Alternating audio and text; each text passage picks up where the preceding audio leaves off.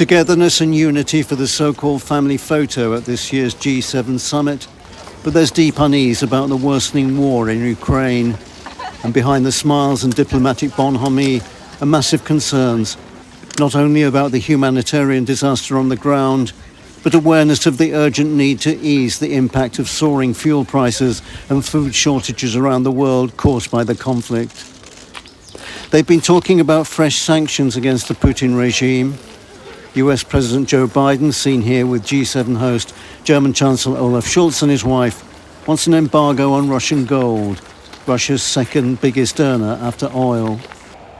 And G7 leaders are considering a cap on the price of Russian oil, although insatiable consumers like India and China can ignore restrictions because they're already getting big discounts on global market prices, helping the Putin regime to earn $1 billion a day from so-called black gold.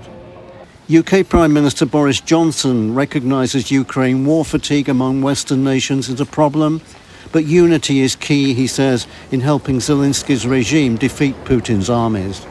The pressure is there and the anxiety is there, and we've got to be honest about that. But the most incredible thing about the way the West has responded to the invasion of Ukraine by Putin it has been the unity. You know, the NATO has been solid, the G7 has been solid, and we continue to be solid. But in order to protect that unity, in order to make it work, you've got to have really, really honest discussions about the implications of what's going on, the pressures that individual friends and partners are feeling, and populations are feeling, whether it's on the costs of their energy or food or whatever. And so it's only by really teasing it out, finding solutions together, that you can keep that unity and keep driving forward. Tomorrow, President Zelenskyy will take part in discussions via the internet. He'll urge Western leaders to send him much-needed weapons. His presence here via social media will ensure that the war in Eastern Europe remains front and centre of discussions. There are other important issues like global warming, which protesters want world leaders to focus on.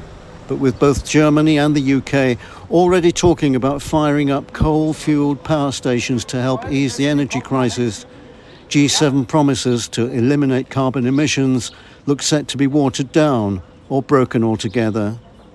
John Cookson, Arise News at the G7 summit in Bavaria.